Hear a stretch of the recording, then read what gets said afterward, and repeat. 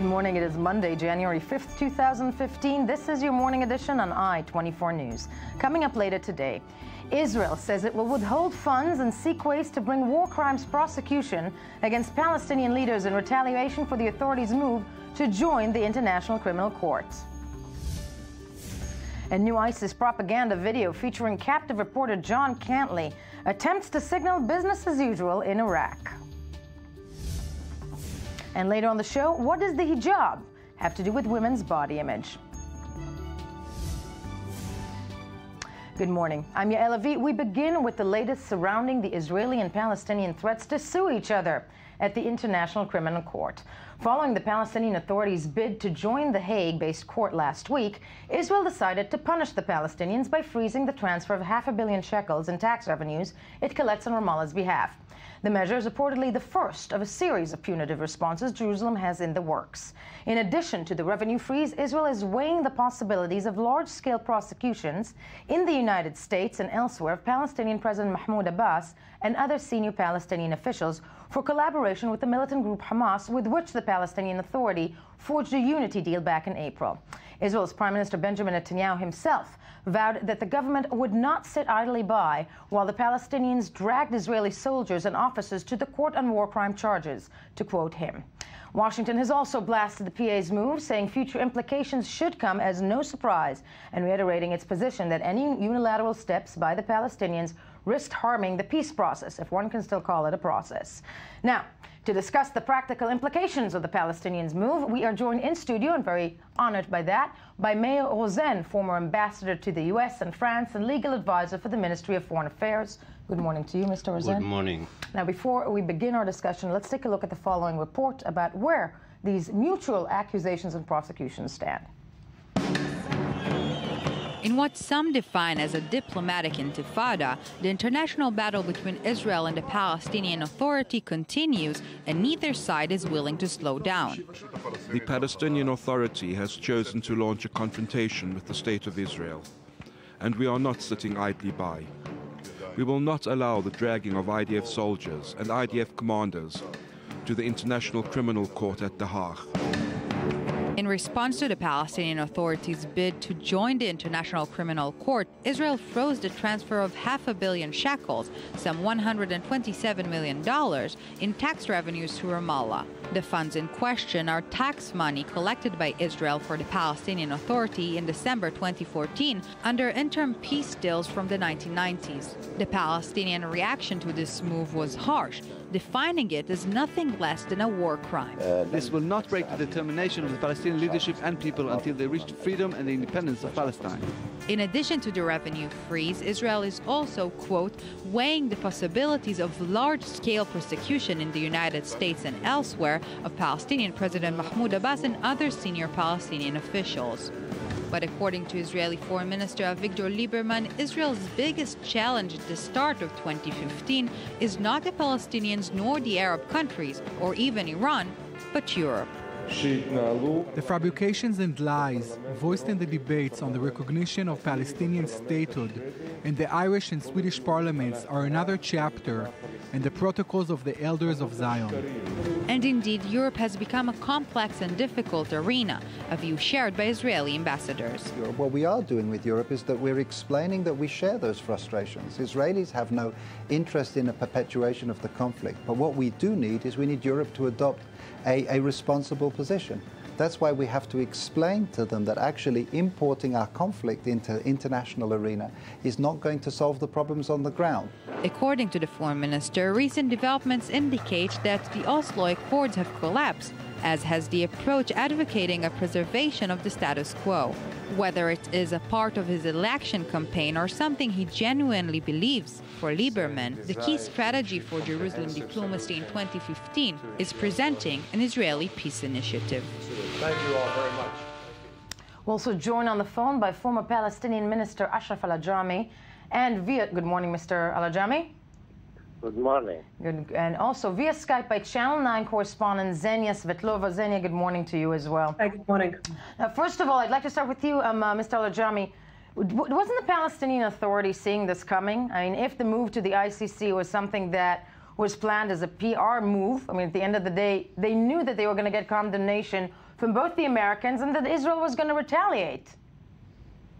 This is a Palestinian attempt to make the international community intervene in the conflict, because there is a problem with our negotiation. The peace process now is blocked totally, and there is no alternative for the Palestinian leadership except to go to the international community, the Security Council, the General Assembly, and the other organizations, including the ICC.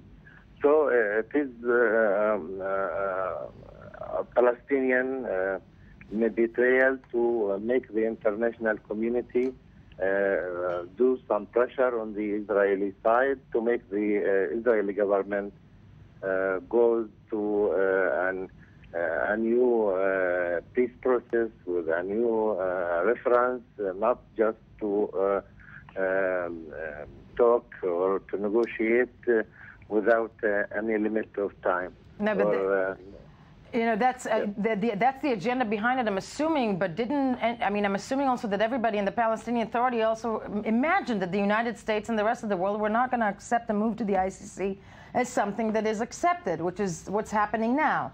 And actually, Zenia, I want to ask you this. I mean, this is a move that's not really supporting the Palestinian PR campaign internationally, is it? Well, it's a problematic move, and it's also, we have to keep in mind that also in the Palestinian arena, there are a lot of elements that are disagreeing with this move, and they think it's counterproductive. Yesterday, I was listening to Hanan Ashrawi, the senior member of the PA, who was saying that, again, the Palestinians are standing on their own. They are standing on the cold. They're taking, they wait for the rest of the Arabs. But the question is, will anybody support the Palestinians after they, are inside the cold water? This is the key question. And this is usually what happens. The Palestinians are getting inside something that, are being advised against, by the US, by even the partners, even by some Arab elements, as I learned recently. And then they're standing on their own, and they are looking at, okay, it's too difficult. How we can progress? How does one move onwards from here? No, it's a brilliant point, and actually, on that one, and everybody's staying with us right now. Mr. Rosen, former ambassador to the U.S. and France on behalf of Israel. Israel then goes in reaction to the ICC move of the Palestinians and freezes money, but also says that it is considering prosecuting Palestinian leaders. Yeah. I'm putting aside the fact that this is, there's an element of irony and ridicule in all of this. That said, can that even be done? I mean, Israel can't. No, first of all, I was very surprised by the move of the Palestinians, because there is one thing that we should admit, is that the Arab camp has excellent lawyers. And by doing what they do, and I say it objectively, and I think that I share the opinion of many jurists in this world, by going to the International Criminal Court, they are committing suicide, not less. Why? Because number one, the first thing that will be raised is that there is an Oslo agreement. On the basis of this Oslo agreement, there can be no unilateral steps. Everything has to be negotiated. What Israel does in refraining from transferring the amount of money that Israel owes the Palestinians, it's not an illegal act. It's reprisals, which is permitted in international law. When one side of a treaty when a side to that it does not fulfill its obligation, you don't go and bomb it, but you can adopt some sanctions which are not illegal. There is a difference between reprisals and restoration, which means this is number one. Number two, which is much more important, the world will have to read the Charter of the Hamas of the 18th of August 1988, which states in Article 7 that it is the duty of each Muslim to kill Jews. We don't speak about the annihilation of Israel, which is in the entire charter, but this Article 7, and you can get it in Google in all the languages known, and this will be raised because what the Palestinian Authority did, it concluded in a pact, an agreement, and it's a partner with an organization which claims that genocide against the Jewish people is justified. This will be on the headlines because the people that read the papers, they don't go into Article 2, Paragraph 6 to find out if what Israel did is legal or not legal. And the last thing we know is that the Congress of the United States does now insist on cutting any aid to the Palestinians. Have they insisted? Yeah, it's an action. You should see the latest No, news. I mean, it's reported this morning in local newspapers that the Congress is considering cutting aid to the Palestinians, but I'm assuming, and I'm theorizing here, that the American president is most likely going to not sanction a move as such or uses executive power. Let's not forget that the President of the United States in the last debate in the Security Council was ready to apply its veto. And I want to add another thing. The Palestinians said that they are going to reintroduce their resolution of the Security Council because on January 1st there is a change in the membership of the Security. But among these members, there are two members, Venezuela and Mali, that have no diplomatic relations with Israel. You want countries that don't recognize Israel's right to exist participate in a vote concerning Israel? Have we reached this bottom really in international relations where the United Nations, created because of the suffering of the Jewish people of the Second World War, you have number one Hamas partner of the PLO, and this will be on all the papers over the world. And the claims, by the way, it's not past actions against the Palestinian Authority. There are already decisions of federal courts in the United States condemning the PLO. This is a stark picture that you're painting for the Palestinian Authority and the move on such behalf. And I'm going to start with you again, Mr. Al-Ajami. Was that taken into consideration, do you believe, by the Palestinian Authority on, I will agree probably when you say that the Oslo agreement is as sad as it may say, doesn't really hold water on the ground here, but it still holds water in international courts. And did the Palestinian Authority take that into account when it started to move towards the ICC? Yes, of course. They took in consideration everything. Mainly, the Israelis will go also to the ICC and to demand trial of the Palestinian leaders, especially from Hamas movement and other factions. But we know generally that the occupation is the main issue here. So we want to judge the occupation. We want to end the occupation. And if there is a Palestinian leader must be called by the ICC, it is another thing. This is not a unilateral step. We want to go to the international community. The Israeli side every day does unilateral steps like the building in the settlements and the changing the reality on the ground. So when we are speaking about unilateral steps, we speak about what the Israelis do to even to prevent any kind of solution based on two states for two people. Okay. So this is a step to save the solution and to make the international community understand. I mean, that goes without saying that was the idea behind it, but Mr. Rosen here wants to say something. Yes, the problem is between Israel and the Palestinians. For the international community that you are counting so much on it, it's a problem of foreign affairs. For us, it's a question of existence, both for the Palestinians and for the Israelis. So when you see the reaction of the international community concerning other problems in the world, I don't know how you can rely, besides getting headlines, you will not solve the Palestinian problem. And what we have in mind is the suffering of the Palestinians, the suffering of the Israelis, and don't forget that every Israeli that expresses his opinion today was a victim of 4,389 rockets that he endured, he got during the year 2014. So this is another element that you should take into consideration. The result will be that the Palestinian Authority will be considered the ally of Hamas, a genocidal organization. In this operation, if you want to speak about criminals and about crimes and about killing civilians, the Israeli record is full of these because actions. the Hamas, as you admitted yourself, used the children as human shields.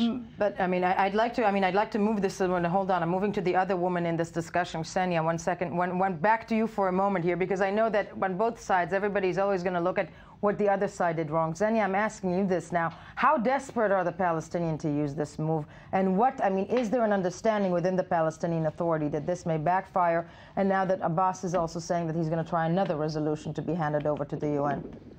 Well, we all know that status quo will not going to be there forever. Right. Yes, so exactly. Israel was enjoying the status quo. The Palestinians were enjoying the status quo for some years.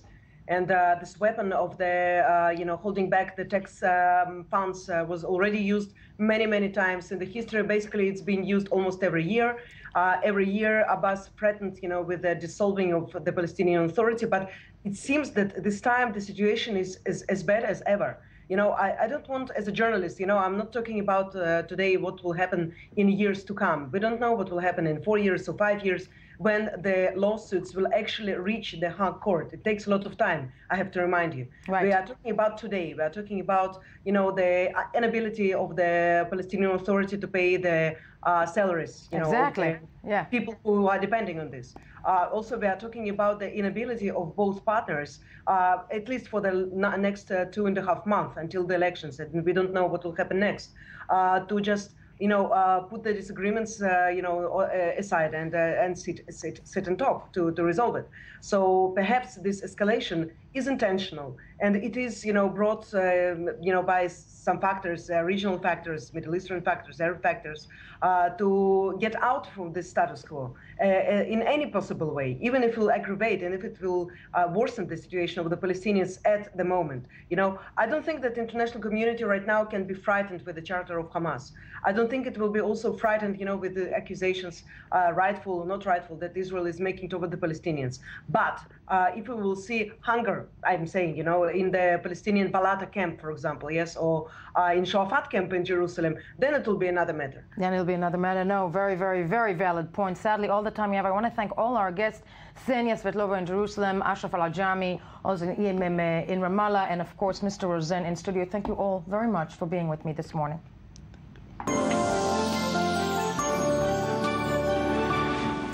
Not since Al-Qaeda and its unforgettable attack on the Twin Towers in 9/11 has a terror group so successfully captured the imagination of the entire world.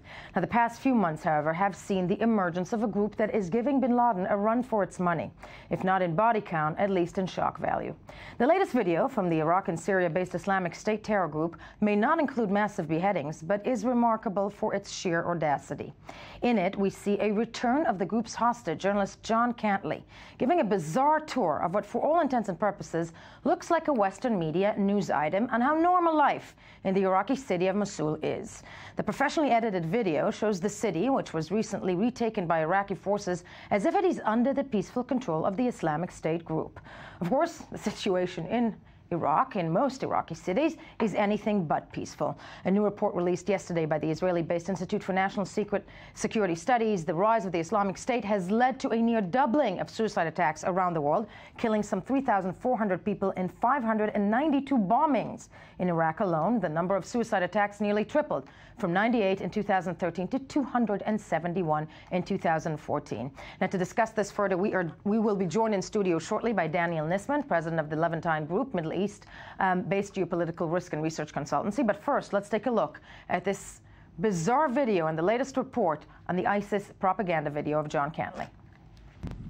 The latest propaganda video released by the Islamic State terrorist group is yet another indication that this organization is constantly breaking new ground when it comes to the use of social media.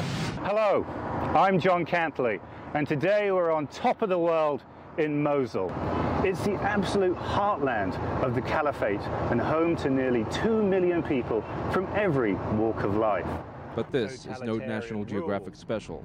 John Cantley, a photojournalist, is a British hostage of IS.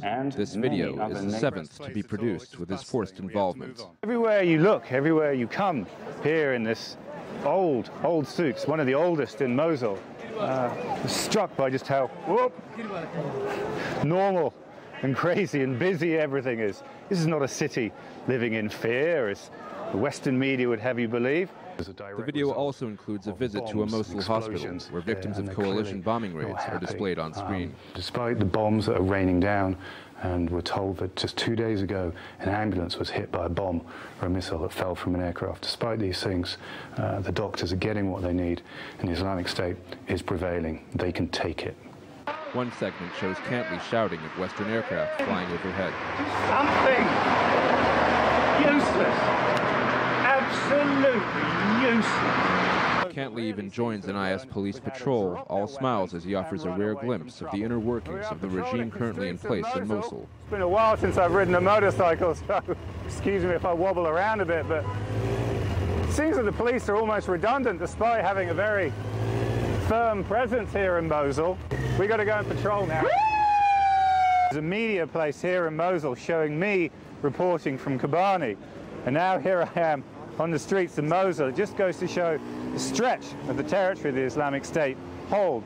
While IS's control of Mosul is not in doubt for the moment, recent reports from within Syria have noted that 70% of Kobani is now in Kurdish hands. A reminder that while IS propaganda efforts may be impressive, they should be taken with a grain of salt. I look around, and really that doesn't seem to be the case. Also joined live from London by the researcher at the Quilliam Security think tank and longtime follower of the jihadist group social media activity, Charlie Winter. Charlie, good morning to you. Dear Charlie, with us? Well, okay, Charlie's with us, but we're going to start with Daniel Nisman in the studio. Yeah. Charlie, are you with us? Yes, I'm. Okay, you have seen this video, I'm assuming, as everybody else. As a journalist, I got to say I'm horrified by it because I'm thinking of John Cantley, and I don't really know if it's Stockholm syndrome, if he drank the Kool-Aid, and nobody's here to judge anybody because at the end of the day, nobody knows what they would do in that kind of a situation. But this specific new video, once again, very well edited, almost like, professionally edited. What does this show? What can one learn, in your expert opinion, somebody's researching these videos, what can you learn from this latest Mosul video?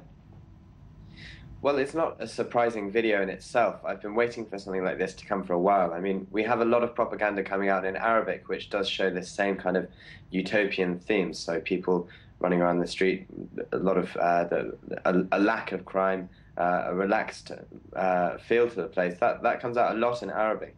So I've been waiting for John Cantley to be involved in something which is targeting an English-speaking audience and trying to debunk the supposed myths that Western media is peddling.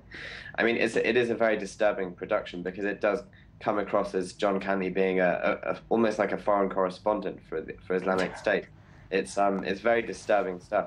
I think the questions of whether he's quote-unquote gone native, they've been circulating a lot, especially here in the UK. I think that to a large extent they don't really matter. It doesn't matter whether he believes what he's saying or not. He is totally in self-preservation mode. He knows what has happened to other people who have been held captive by Islamic State, and regardless of whether he believes what he's saying, he's doing it simply because he is in self-preservation mode. That's what we need to remember here. No, very much, very, very true. Do stay with us. I hope we have more time for you. Daniel Nisman, the president of the Levantine Consultancy Group. I'm looking at that. First of all, let's start with Mosul itself. I mean, this is coming out now because of reports that supposedly Mosul is gearing up to a fight to be liberated, right? By opposing, I don't even know who's fighting them right now, by opposing forces to ISIS, right? What do we know about the situation in Mosul? So Mosul is actually the focal point before it's the focal point of a physical military battle. It's the focal point of a psychological warfare battle, and both sides are trying to portray the situation there as different. For example, there were reports that Ebola had broken out in Mosul, and that doctors were being killed for leaking the information. Now, in the end, it's very, very difficult to actually tell what's going on, because on the one hand, you have Kurdish media outlets, Iraqi government outlets trying to... All of vested stake, it's all rumor and supposition. Exactly. Yeah. So then you have this video by the ISIS, which is coming out, which is showing normal life, at least to the Western media, and the idea is about control. So first of all, they're showing this man, John Cantilli, first of all, definitely in control. He's being controlled by the Islamic State, whether it's against his will or not. But then the scene around him also appears to be one of control. So this is a classic example of the Islamic State understanding what's being said about them in various language media outlets, and they're trying to counter it. And we've seen this being done many, many times. Obviously, the last one in English media was the video in Kobani. But this is the classic psychological warfare battle that takes place before a real battle. Now, in terms of what's going on the ground, you have a new Iraqi army division, the 19th Division, which is actually composed of Sunni fighters from Salahuddin province and the fighters that abandoned Mosul during the original invasion. Exactly. And they're heading towards this so-called liberation battle of Mosul, supposedly. But you know, the thing and Charlie, if we have quickly with you, the thing that mind boggles me is the value of production of this. It's almost like somebody there at ISIS knows the modus operandi of winning hearts and minds, quote unquote, like the Americans do. Absolutely. I mean, the Islamic State propaganda operation is very, very sophisticated. This is being done by professionals, not just by some kids who have picked up a camera and have practiced in their bedrooms. This is a very sophisticated and well-organized media operation, and I think there are a number of different locations at which this is being done. So I think that post-production is done elsewhere to the actual the filming itself. I think that perhaps it's even outside of Syria and Iraq, given the expense of the equipment that must be being used. But, I mean, we've seen time and again that Islamic State know what they're doing when they're making propaganda. No, I know, frighteningly so. Sadly, all the time we have Charlie. Thank you for being with us. Daniel Nisman, always a pleasure to have you in studio. When we get back, coming up next, speaking of Ebola, will the world beat the spread of Ebola in 2015? Report says that it actually might. First, of course, let's hear some more of the morning headlines.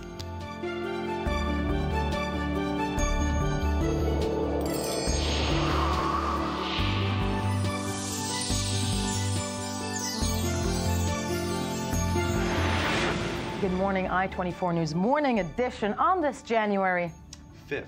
Thank you. That would be Tony Grant, who's not just my human clock and calendar, rather here to discuss the news you miss while scanning the headlines daily.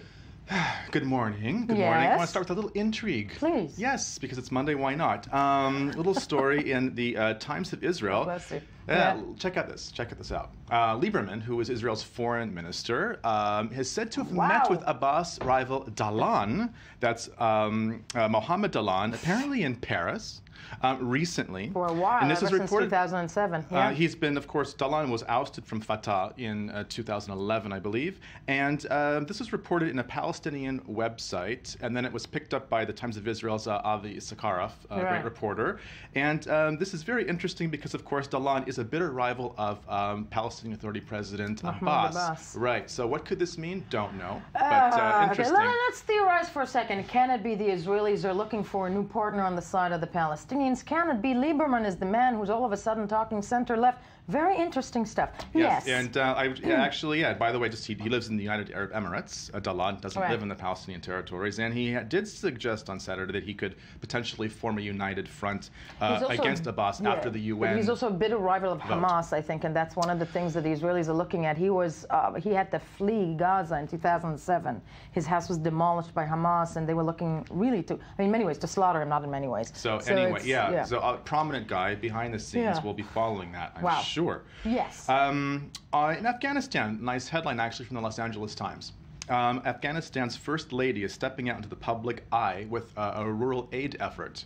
We're talking about Rula Ghani, and she is Afghanistan's new first lady. Right. And she has taken kind of a visible role in this sort of humanitarian effort to help some Afghani families in very remote areas as the winter is tumbling in, and it's a rough place to be in the wintertime. Now, her relief effort was funded actually by a $2 million grant from Saudi Arabia. And she's not afraid to do that as a woman. And she's not afraid to do it, and she's actually a Lebanese-born, a Maronite Christian, I believe. So it is a risky thing, but she is going for that more visible role. I actually find this a bit of optimistic news this morning, and I thank you for that. Indeed it is. So we hope that the work continues, because it is very vital, especially as winter approaches and in the country as Afghanistan. Yeah. It seems to always be winter in North Korea. Now, of course, we have the Wall Street Journal reporting North Korea is attacking U.S. arms sanctions imposed after Sony hack. Lovely picture there of a magazine in, I guess, North Korea, of the two leaders screaming at each other. This is the story that will not go away. It will not. No. Now, these sanctions are kind of a slap on the wrist, but they are targeting officials who Obama is saying actually are arms dealers in Syria and Iran. So that actually is a good thing. But in the meantime, North Korea is slamming the United States' quote-unquote inveterate repugnancy. Yes, I heard that incredibly highbrow English. Insults. Yeah, highbrow insults, right? Yeah, it's really, it's like someone saw Mr. Dictionary on that one. Did you check in the dictionary what that means? Because I don't have a clue. Yeah, I double-checked, with Merriam-Webster. But it means they hate the U.S., basically, and no love lost. So yeah, the story keeps on giving, right? And it all boils back to that movie, Ain't That Good? Yes. This could be the subject for a movie. USA Today reports that Sarah Palin, former Alaska governor, has bitten back at PETA, People for the Ethical Treatment of Animals, over a dog post. Basically, there's a picture right there. Her 6-year-old son, Trig, stepped on the family dog, Jill, a black lab, probably to get a better view of Russia from their house. That's what I'm guessing. I know, I couldn't resist. The thing is, Sarah Palin, slams back. She's like, well, at least we didn't eat the dog. She did not. Yes. She did not. Yeah. And there goes my voice. Yes. I mean, this is someone who was in charge of a state. Who was almost vice president. And almost president. Frightening. Okay. Yeah, you don't step on your dogs. They don't like it. Don't step on the dog. They don't like it. No, it's not even. Not a mat. Yeah. Anyway. Moving on to China. South China Morning Post talks about Chinese police have been interrogating critics of the handling of the Shanghai Stampede, which resulted in the deaths of actually 35 people on New Year's. This is kind of disturbing because they're saying that the police actually didn't do perhaps the best job of managing the situation, underestimating the number of people that were going to be at this celebration. So people have taken to social media in China to criticize the police. Now the Chinese authorities are going after their critics in an attempt to kind of basically censor criticism of the police. So again, it's just one of these Chinese stories that doesn't seem to have a good outcome. At the end of the day, it's 35 people dead, and a lot of them were children. It's just awful, awful pictures that came out at the beginning of the year. And the public wanting accountability, not maybe blaming the police, but just accountability. Yeah, absolutely. On a lighter note, The Hindu reports on an interesting story. There was a big Indian Science Congress, which was on Sunday, and this government minister says that the first man to build and fly an aircraft was Indian. Now, I don't know where it's coming from, but it's interesting that it comes out at relatively the same time where we had recently Turkish President Erdogan talking about how it was actually a Muslim who discovered America. Right. So I think we're seeing a lot of regional vying for cultural gravitas. And if I may just, this morning be slightly, reflective and say, can people stop trying to take, credit for the past and start doing something for the future? Yeah, because this is going back 7,000 years. Yeah. Talking about Let's fight about that. Indian radar system called Ruparkan Rahayasa. Apparently it was like conceptual. Yeah, I was studying Sanskrit. Interesting stuff philosophically, but wasn't also Da Vinci credited with painting the first man who could fly or something like that? He invented the DVR. Oh, right, exactly. It was the DVR. Okay. Yes. Also in cultural news, actually, this is quite interesting. Libération, the French newspaper, reports on the latest controversy with Michel Houellebecq.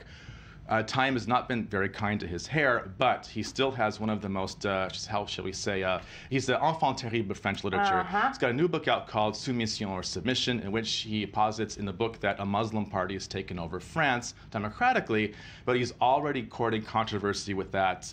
He lives most of his life in Ireland. It's going to be sort of the Salman Rushdie effect. Hopefully not, but... No, Salman Rushdie effect. I mean, first he took on women, I mean, I had to say that. I've read some of his stuff, and he's misogynist yeah, you could say that a bit. Yeah, okay? yeah, in that unique French way. In that unique French way, yeah. Literary way. So PC. But a great gifted writer, but yes. he's extremely divisive. He doesn't care about political correctness. With this book, the controversy started before it even hits the stores. And he's also widely translated. And finally, the weather. Yes. Yes. Torrential rains have hit the Middle East. Not today, but the past couple days, there's a picture of a flooded highway in Tel Aviv. No, I'm so glad you brought this to our attention, because I have to admit that I got an email. I'm a registered American citizen. I got an email from the U.S. Embassy. So be careful. Not only be careful, but pack a shovel. Pack a shovel. A shovel. Okay, for the ostensibly for the mud, because it's rarely snow in this region. I would get an email of, be careful, the situation in the Middle East is going nowhere. Dig yourself a hole. But, dig yourself a hole. Yeah, but more stormy weather is on the way for Israel, Lebanon, the entire Middle East, it looks like. For a region that's not set up for what is supposedly expected. Exactly. Well, let's see. Tony, thank you so much. Stick with us for the next item. Thank you. On to our next topic. 2014 was the year that one seemingly exotic disease, Ebola, entered the life of people in the Western world in a major way after an outbreak in Western Africa spread across continents, with traces of the disease emerging in the U.S., Europe, and India. But some health officials, including those charged with eradicating the deadly disease, are expressing signs of optimism. This weekend, the UN's new mission chief said the task was hard, but, quote, within our reach. According to the latest World Health Organization figures, there are more than 20,200 confirmed probable or suspected cases of Ebola and just over 7,900 reported death. The latest case to receive widespread media attention is that of a British nurse who contracted the disease while treating victims in Sierra Leone and is currently in critical condition, locked in isolation inside a specialist London hospital. We're joined in studio by Dr. Roy Singer. Thank you for being with us. Dr. Singer is the Deputy Director of the Health Ministry's Department of Epidemiology. But first, let's watch a report by Mandy Kogosowski with the latest about the battle against Ebola. Will 2015 mark the end of the Ebola outbreak? Judging by the words of the outgoing UN Ebola mission head, there is reason to be hopeful. I believe we will do it in 2015. I believe we'll end Ebola in 2015. And we're going to do it by working very closely, not just with the governments of the countries, but the communities. Banbury's replacement, Ismail Ul Sheikh Ahmed, said on Saturday that this target can be achieved. We have no plan B. We have to get rid of the virus. This is within our reach, but we should not be complacent, he said. According to the latest World Health Organization report, there have so far been over 20,200 confirmed cases of Ebola, resulting in nearly 8,000 reported deaths. The three countries which have been hit the hardest are Liberia, Guinea, and Sierra Leone. Last month, a clinical trial on the promising Switzerland-developed vaccine was temporarily halted due to side effects, but is scheduled to resume this week. An Africa-based vaccine trial has been showing some promise and is reportedly in the first stages of human testing. In addition to developing a vaccine or a cure, other challenges also remain on the quest to eradicate Ebola, most notably the human resource factor. We don't have all the people we need in the remote locations. It's getting better and better every day, and more people are arriving. But that's certainly an area that I wish I had been more successful at. Dr. Singer, I'm wondering out loud with you, first of all, when a UN official says that there is a possibility to end Ebola, we're talking about a cure, or we're talking about containing the outbreaks of the disease? No, it's containing. A cure is still far off in the future, and the vaccines are even far off in the future. But containing it using public health methods, what we're doing so far, which is basically isolating cases, putting them in treatment centers, treating them, and avoiding contact with the community, avoiding it spreading. Right. That's all. It's public health. It's public health. It's not a cure. It's not, and how, I'm assuming also a lot of money has been funneled over the course of the last several months to try and do that, right? Money, but also people. It's people getting on the ground there and building these centers, and doctors on the ground treating these people, getting the centers open, getting people in there. It's money and a lot of manpower on the ground. As Dr. Banbury mentioned, getting people on the ground is the main objective there. You've been to Africa challenge. in this. I was in Cameroon. That's right. Yeah, and I don't think people understand how far spread this problem is in Africa, in many ways. Well, they've managed to contain it into 3 countries. 3 countries are presently infected or transmitting the disease, and that's, as I mentioned, Guinea, Sierra Leone, and Liberia. The concern in the countries surrounding them is that it'll be exported, like it went to Mali, it's been to Senegal, it went to Nigeria, but it was contained in these 3 countries. It's been contained. So the world has shown it can contain the outbreak if it gets into a new country, and the efforts now are to contain it in the countries that are affected. That are affected, and I have to raise this because you will agree with me, and I'm assuming what I'm saying right now is right. This is not the first Ebola outbreak in Africa. No. This is something that happens quite often, doesn't it? Well, this is about the 20th or 30th outbreak of Ebola in Africa, but it's the first to reach these dimensions. And that's because it reached the big cities, reached the travel lines. It's always been in rural areas and small towns. Maybe it wiped out a community, but that was the end of it. And here it's been the biggest outbreak till now was 400 people, and now it's 20,000, as you mentioned earlier. And we're looking at the concern that the world all of a sudden has placed on Ebola, on this outbreak this time around in Africa. It's because it reached the West. To be honest, yeah, the potential for export became quite clear, and we've had it. We had export. The first cases we saw them in Spain, United States, England. We've seen cases now in many Western countries. People coming from Africa with the disease, and it's caused a lot of fear and a lot of anxiety. And the countries realize that the way to stop it is to stop it in Africa and not wait for it to come to the Western countries. No, is this something though that people in the medical community were trying to fight in the past? Because as you mentioned, there were 30 outbreaks of Ebola in Africa in past years, but this is the first time. Is this the first time that actually it's being fought and combated on the ground in an international concerted effort as it wasn't before? Well, this is certainly the biggest effort. It's the biggest outbreak, the biggest effort. It's been trained in the past, been contained, I think, by volunteer organizations, Doctors Without Borders and this kind of thing, who controlled it. They treated it on the ground in Africa, previous events. But this time the whole world got involved. The UN is there, WHO, CDC. Because it crossed borders. Asking and you're in Cameroon and you're involved in the efforts to try and contain Ebola for several years in Africa, no? We're trying to train the Cameroonians in avoiding it coming into their country, and if it comes in, to stop it in its tracks. To stop it in its tracks where it is. And when you say that the cure is far, far, far away, why is that? Well, I mean, is there enough money invested in? Because it's killing a lot of people in Africa, which clearly now we care because it's crossing borders to the white man's land. But, I mean, is there the possibility to find a cure for something like this in the near future? Well, I can't really tell you about the cure. Vaccines, I know they are reaching stages of development. They're trying vaccines now in humans, which is a step forward. It's still not going to be licensed tomorrow, but it's coming down the track. Which is, by the way, a vaccine is much better than a cure, because you have to let the vaccine, the whole surrounding community, and that would be the end of it. In terms of a cure, well, this is basic science, and this takes a long time, a lot of effort, and I'm not sure we'll see a cure before the end of this outbreak. But the vaccine, you're saying, is something that's possible to create in the next several, in 2015? Possibly. As I say, I think this outbreak is going to end using public health methods, and I think before the vaccine becomes available. But maybe the vaccine will appear on the ground before the end of the outbreak. Okay, let's hope. Let's hope your optimism is going to become a reality. Yes, please. I just want to say, I think that optimism is one thing, but avoid complacency. In other words, we can be optimistic, but we have to be active in stopping this outbreak in Africa. With all hands on board. With all hands on. No, amen. When we get back, something different, the hijab and women's body image. First, though, the news.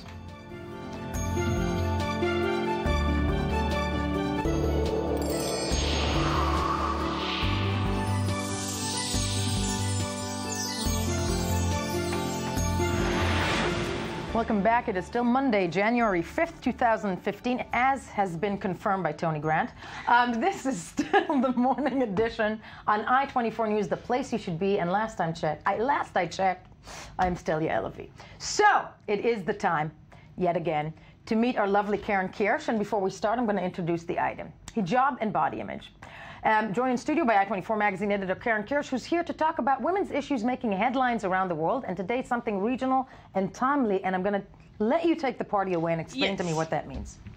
Well, hijab, as we know, is something that has been, provoking conversation all over the world. There are places in the world when they try to forbid it, like in Quebec, France. It didn't really work in either of them, but still... the attempts are there. The attempts are there. And what a new study that was conducted in India actually shows that on social networks, we can see that hijab fashion bloggers are changing the way both Muslim women and non-Muslim women are seeing hijab. I love it. That's actually I'm ready for my close-up, Mr. DeMille. Isn't it? Absolutely. It's very Gloria Swanson. Yes, it's very, and it's an expanding trend. Right. Of these bloggers, and it's really provoking a conversation about faith also. How so? And they have thousands of followers, thousands. It's and that's really like not... the Muslim fashionistas. Yeah, you see, this one, Dina Tokyo has nearly 350,000 followers. Just showing the way the hijab can be used. Yeah, and she's a fashion blogger. She actually has an online store. I'm just wondering, but this is something. I mean, would a look as such fly in the Muslim strict community? Well, of course it raises both of these bloggers that the study actually focused on, and some of the other bloggers that the study focused on are British Muslims. Okay. Which of course raises another question if this is, but they are followed by women from all over the Muslim world and not just women, and it does provoke a conversation. One of them writes about other things also in her blog, like about love and relationships and of course emotions that women are allowed to have. And of course that she has been criticized that she's not writing about more Islamic topics. So she answered, I'm not a scholar or a religious learned person. I'm just a regular woman with a business. My wearing hijab but doesn't make me an authority on faith. So she's actually has been sort of, made an authority. And not just but what I like about that is, and one would be so lucky, and not just in Islam, but I think also in Judaism and definitely also in strict Christianity, to try and bring these customs into modern day life can only be good, I think, for everybody in many ways. Of course, but they are being criticized, and we saw in one of the pictures that one of them is wearing the hijab like a turban. Yes, and that's actually making it like a turban, like an Indian turban. Yeah, like an Indian turban, and here we see it, and that's actually been criticized because that's really making it like a fashion accessory, and it sort of threw me into the Judaism thing also. that some women wear scarves and also perukas that actually might look better than the original. No. And if you wear a wig, the argument, what to me I always found, and I'm saying this that I don't understand in Judaism, why wear a wig of this beautiful, beautiful, beautiful hair if the idea is to kind of, put down the way you look, but then you have beautiful hair that's not yours. So the question is it putting down the way you look, or is it some kind of relationship that you have, something traditional that you do to, I don't know, maintain the relationship with God, and in that way it's a thing that deals with faith.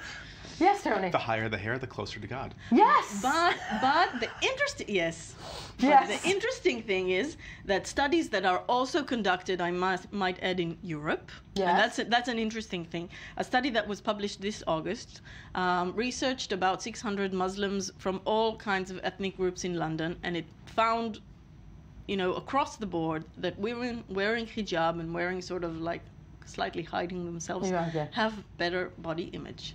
Have a better body image if they're hiding themselves. Yes, better body images. They conform less to our media sort of, wanting to look skinny. They have better BMIs, better perceptions of themselves. It's interesting. No, it's fascinating, but it all trails back also to the point that we are conditioned, women, wherever we live today, because the world is so small, to be tiny, tiny, tiny, and very, very skinny. But if you live in a situation where you know that you can cover yourself with a big cloth, which I would love to do many times myself. Yes. And you're like, who cares? In many ways. But we have a clip also. Yes, we have a clip of, both of them have like online tutorials. The women that we saw with the hijab. Let's take a look at one of these tutorials for, which I can call them, a Muslim fashionista? Yeah. Let's take Totally a look. Muslim. Let's take a look what it means. Go behind my face like this, okay? Grab both sides, switch them over, okay? Switch over. Try and pull as tightly as possible. It's a bit hard with this stupid thing around my neck, but, you know. Okay, so pull as tightly as possible, because it is a really stiff fabric, so it needs to be secure. And then with this small one, you want to try and find a nice edge, so like by folding in the short edges, etc., as if it's a tie kind of thing, and bring it around over here, like so. Okay? Firstly, I gotta say I'm impressed because I can't fold a napkin for the life of me. I mean, the other tutorial is even more. Let's take a look at the next clip as well, if we can.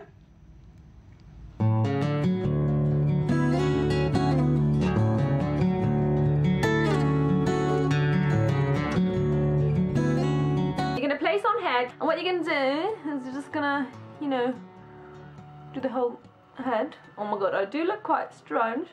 Maybe this lipstick's too dark, doesn't matter. Anyway, then you're going to grab this short bit, and what you're going to do is you're going to bring it underneath here. You're going to pin it onto your bun ladana, okay?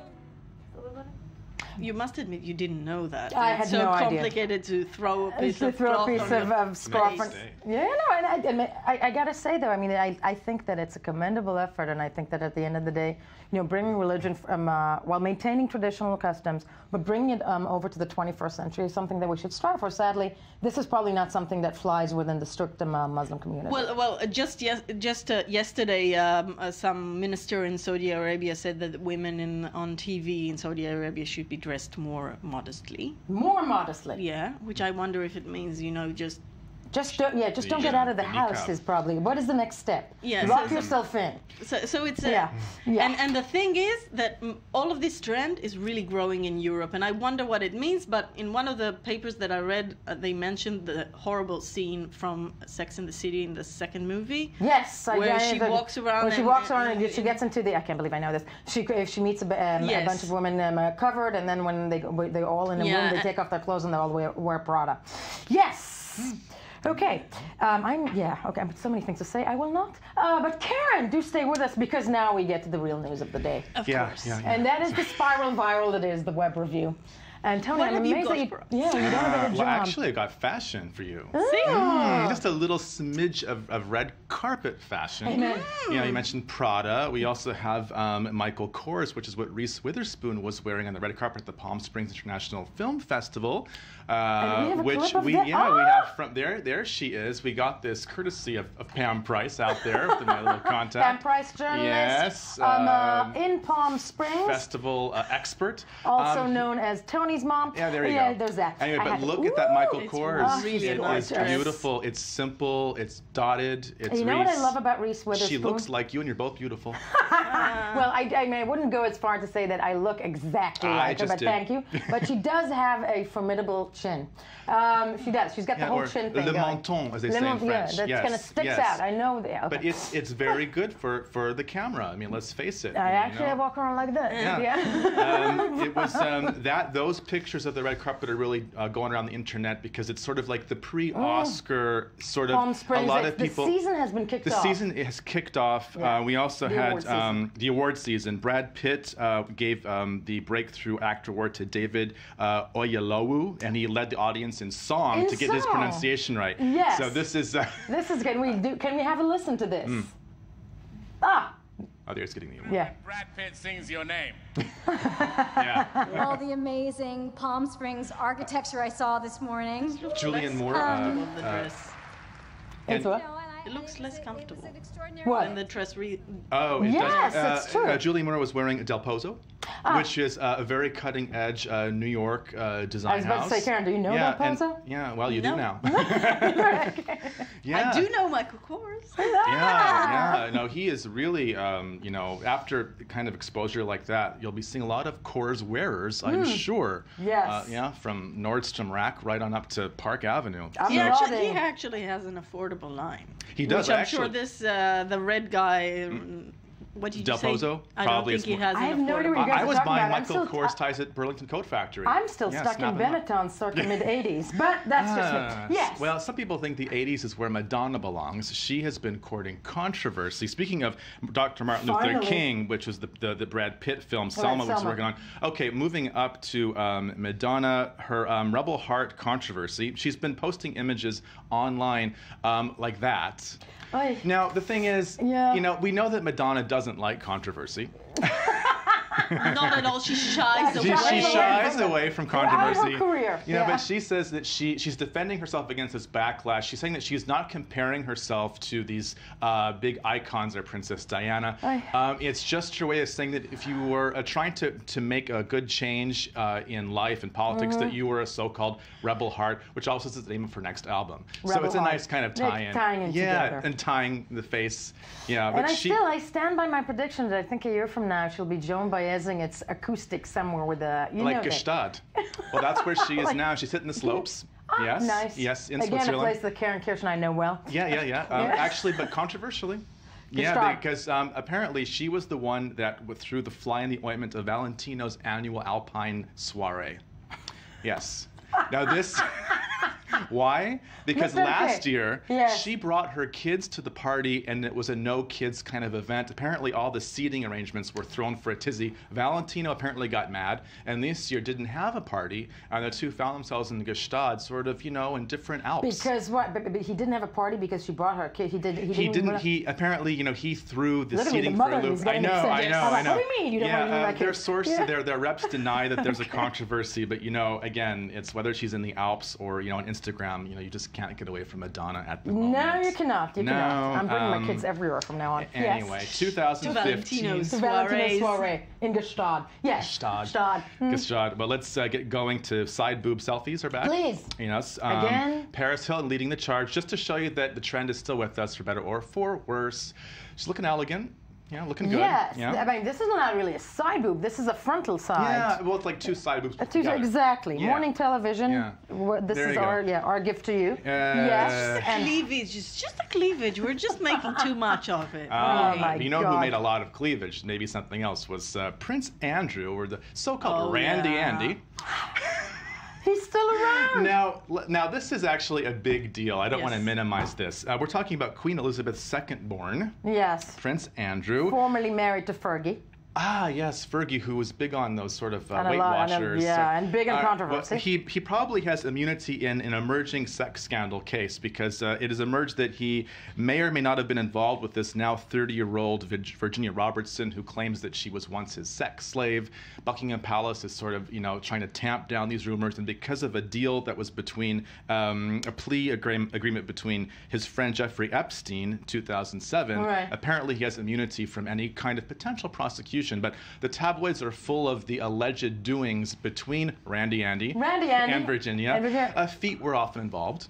Feet. Yes, and Wasn't that also, weren't feet also in the Spitzer case? Yes. Right? Yes. What is yeah. it with sex scandals and feet? And aging men with yeah. you know, interesting pedigrees. So I think we're not through with that No, particular. this is a very big scandal. It's Yeah. going to follow us well into 2017, you think? Yeah, maybe. Yeah, 16? yeah. No, but Jeffrey Epstein is making headlines, and it's involving a lot of really important Yeah, people yeah. have been mentioned, including like Ehud Barak. Really? Really? Yeah, of course he denied. And Really? no, really, and Alan Dershowitz. Oh, Alan Dershowitz is also involved. Yeah, Yeah. On a legal way or other way? No, they've been- sex way, I think. Yeah. Okay. Yes. He says it's an anti-Semitic story, and he's going to sue the. Yeah. Now that is Yeah. an interesting wrinkle in it. Wow. I've got the feet thing going. Yeah. Okay. And Okay, a new One trend last for 2015 is upscale candy shops. You care for a Guinness-infused marshmallow, perhaps? hell yeah. Or champagne-laced gummy bear? Yum! Yeah, the LA Times reports that Designer this is sweets. designer sweets, and I can get behind that trend. I Can't can get you? behind that trend. I don't know if my 2-year-old can. Well, it's never too but soon to start an upscale snacks, you know, and leave it to LA to sort of be kicking off the trend. But I'm sure that you'll be seeing this around the world. I'm trying to think about specialty candy. I would like my vodka-infused candy. For the morning, yeah, Karen. It's a little Vodka-infused coffee bonbons. coffee bonbons. Yeah. How cool. expensive are those candies? You know, maybe $2 per gummy bear. Yeah, I'm making it up. I don't know. Yeah, but I think it's affordable for all. It's affordable for all, as we should. Fun. Tony Grant with the viral spiral that is the web reviewer, and Karen Kirsch with everything you need to know about the hijab. But don't go away yet. We are going to be going to the news very shortly. But when we get back, the biggest story in football, veteran Liverpool star Steven Gerrard is leaving his team for greener pastures in the U.S. Yes, all that news when we get back after the headlines.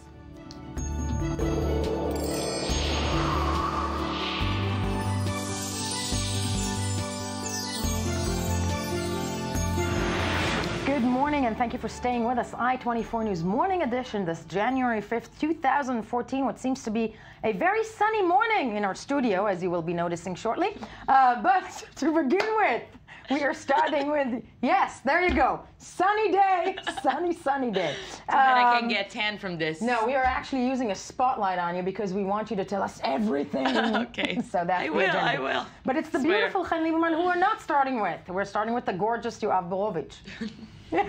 No blushing. Why were we laughing? Why are we laughing? Because jaws dropped around the world, people, not just because we're overexposed with sun. Jaws dropped around the world with the announcement that Liverpool icon Steven Gerrard would be leaving the club where he played his entire career to have a go at it in the American League.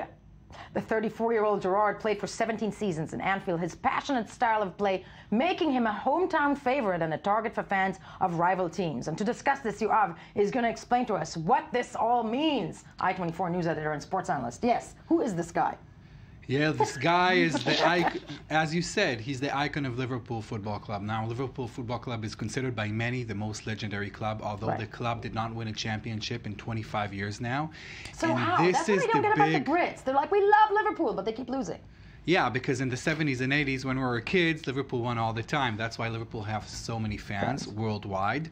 But they have been losing for many years. And Gerrard, as great as he is, he's really identified with all this losing. Because, you know, even last year, when Liverpool had a tremendous season and were so close to win the championship, Gerrard slipped on his rear end and gave the ball to the Chelsea player who scored the goal, who eliminated Liverpool from winning. And, you know, today... And we still think he's a huge loss. But hold on, we have a report about him. Let's take a look and break it down from there.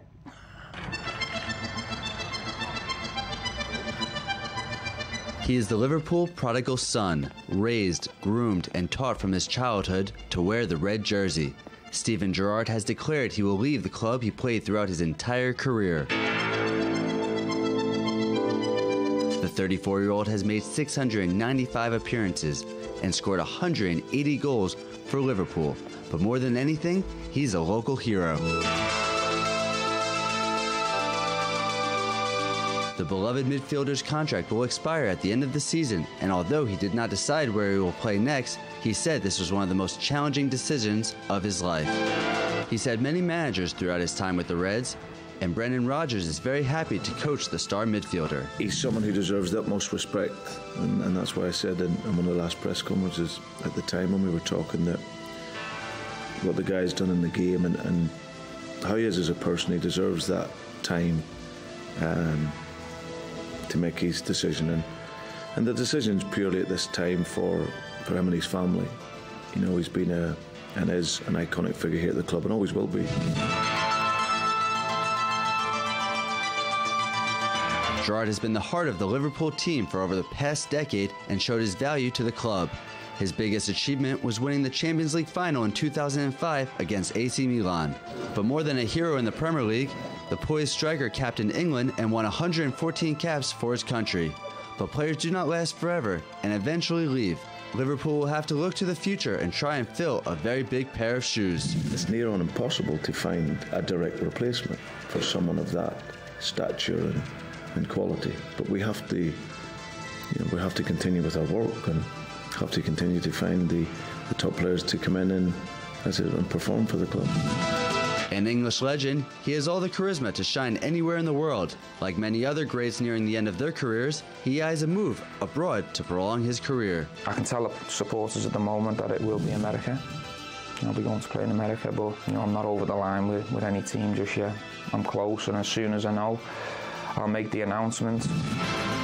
Now that Landon Donovan has retired from the LA Galaxy, The English media are speculating he will follow in David Beckham's footsteps and make a move to the West Coast. The 34-year-old appears to still have the hunger and desire for more. Although he's not getting any younger, he's not quite ready to hang up his boots. We'll have to wait and watch as he writes the next chapter after Liverpool.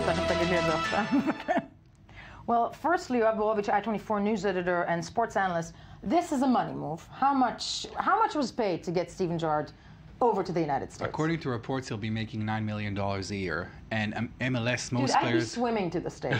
You know, I'd be, okay, no. Yeah. $9 million.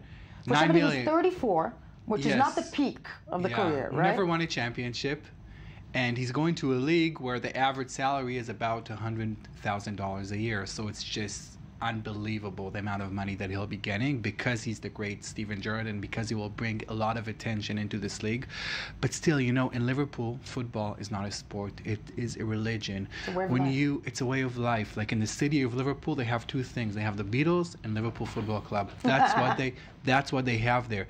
And he's such an icon because he always stayed with the team. He had a lot of opportunities to move for bigger money in Chelsea and other clubs, but he always stayed. He's a captain.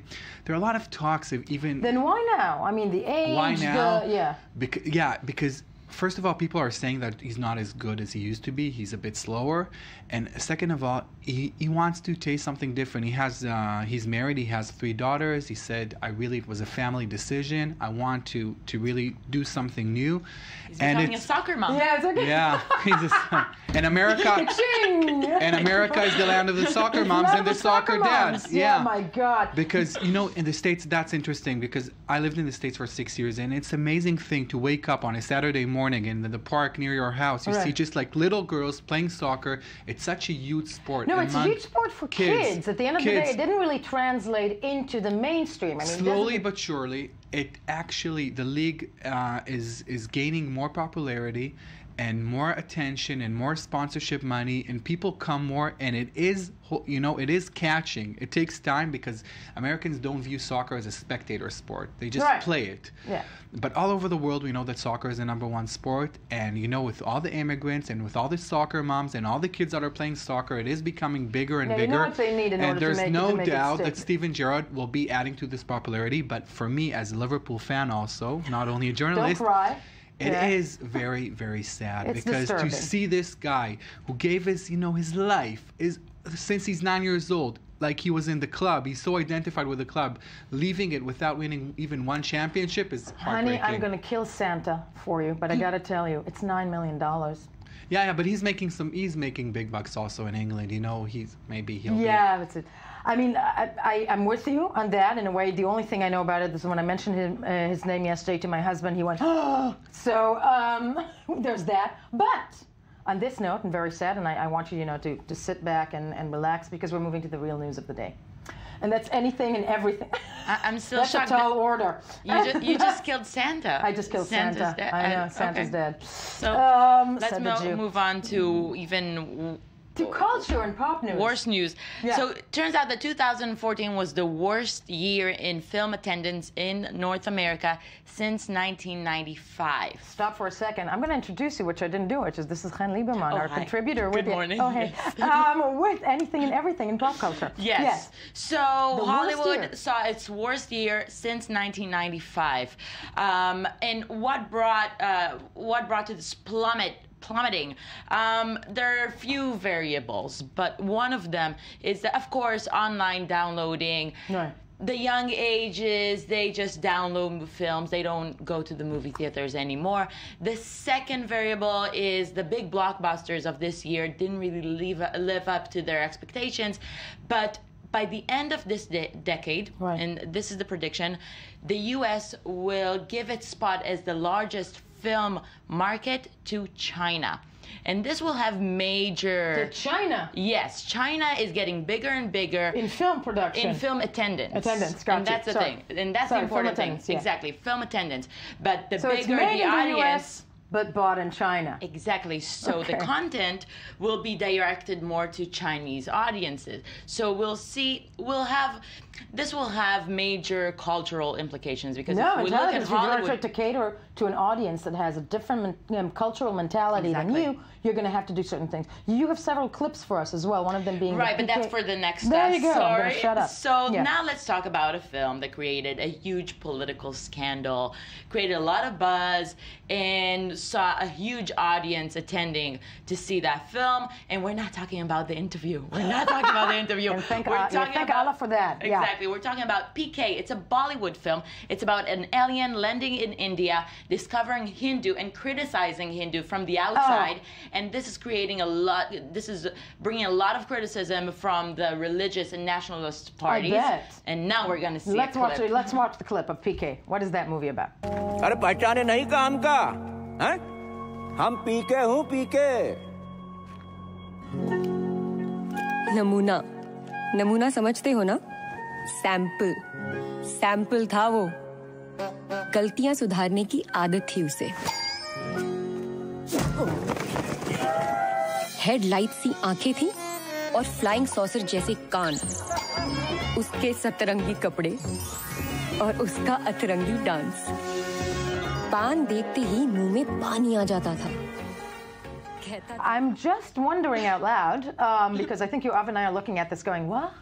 What is this about? Well, I don't understand the language either, but you could see that because he has these big, bitty eyes, he's the alien. He's the right? alien. Yeah, that's how an alien looks like. From the director of Three Idiots, oh goody. And the thing is, he's criticizing religion, but you can see the changes in the political map in India since the elections in May this year. When the Nationalist Party won, there's more sensitivity to films like this because now they're saying when someone does a film about Islam and criticizes Islam, there's a world scandal, right? But Hindu, you can criticize it over and over. No more. No. So there are protests, they're filing complaints to the police against this film. What is it? Can't people realize first, have a sense of humor, one? Secondly, it's films, right? I guess when people are confident enough in their beliefs, they don't need other people to confirm it for them. Yes, moving along. And more bad news. Thank you. Bono. I forgot that you're the woman who brings me bad news in culture and pop. But with a smile. Yeah. Bono from U2 will no longer be able to play the guitar. Probably. Most likely. Yes.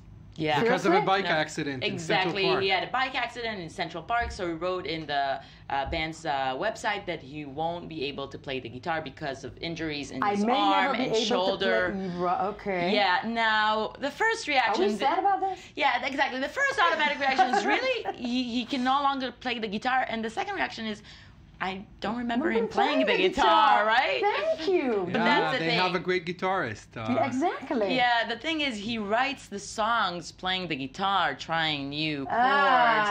Okay. And so maybe it's good news because if you listen to U2's last songs, Bono today is more of a politician than a musician. I think. And not only that, I think we're all highly suspect about Bono since they tried to shove the new album down our throats through our iPhones. Seriously. Bono is an interesting enigma to me because people love to hate this guy, but he's doing good deeds. He's a great guy. He's fun, he's nice. He used to have good songs back in the 80s and 90s. So why do we hate him so much? Because he's become a show. He's like McDonald's. It's like a franchise. But maybe it's because he's doing all the things that we're only talking about doing. And he's actually doing them? Yeah, he's actually doing it. Well, yeah, maybe. There's that. He's developing a better sense of humor, I think, lately. If you read the open letter that he wrote for that website, he's becoming more fun. He's becoming funnier, self-humor. So I'm starting to like Bono again. You're trying to defend him. Exactly. Champion of the smaller people. Thank you. And moving on. One more thing. Please. Big Eyes, the new Tim Burton film. It's about Margaret Kin. She's the woman behind those big-eyed people, those 1950s really popular paintings. We can see Let's take a look at the clip. Okay. So we figure out what this is about. You are the only living soul I can tell my secret to. I painted every single one of them. Every big eye. Me. And no one will ever know but you.